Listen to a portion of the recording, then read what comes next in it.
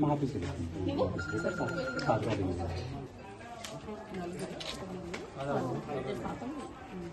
అన్నీ పులికనే అయితే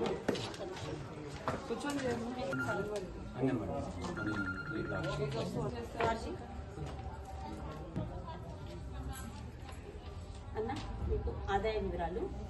ఎలాంటి ఆదాయం లేదు. 50,000 లోపు 50,000 వస్తుందా? 50,000 కన్నా తక్కువ వస్తుందా? 50,000 నుంచి 1,00,000 రూపాయలు వస్తుంది.